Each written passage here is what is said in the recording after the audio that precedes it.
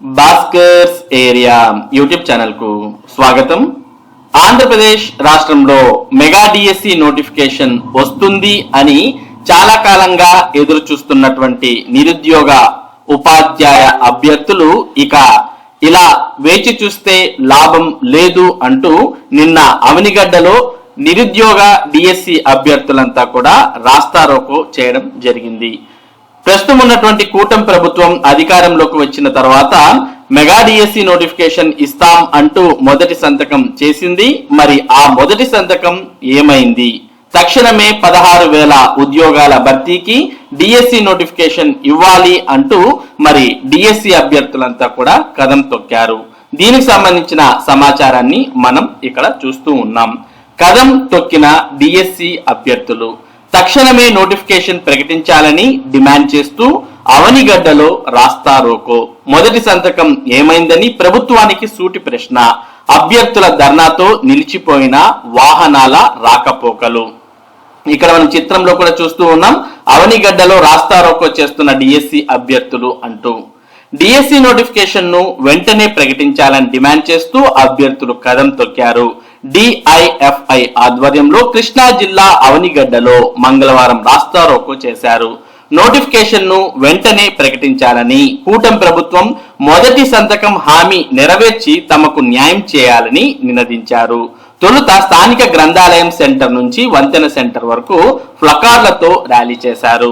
అనంతరం రోడ్డుపై బైఠాయించి రాస్తారోకో చేశారు. దీంతో ట్రాఫిక్ కు తీవ్ర అంతరాయం కలిగింది. మొదటి సంతకం ఏమైంది?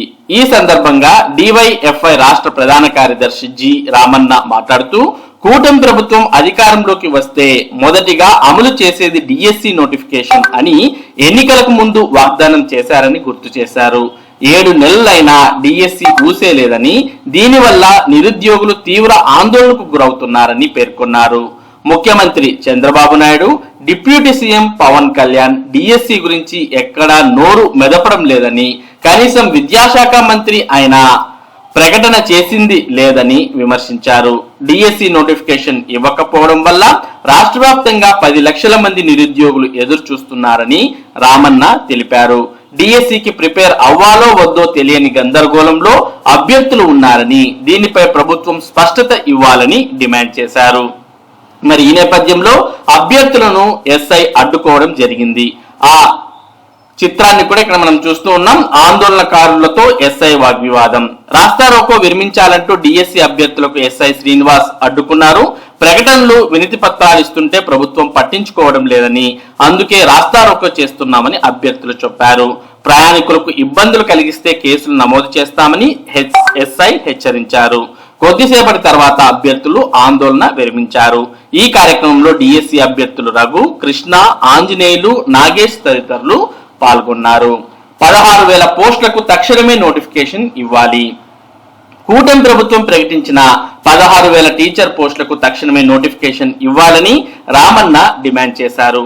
ప్రభుత్వం ఇచ్చిన హామీలను అమలు చేయాలని శాంతియుతంగా ఆందోళన చేస్తున్న డిఎస్సి అభ్యర్థులపై పోలీసులు దురుసు ప్రవర్తన మంచిది కాదని అన్నారు.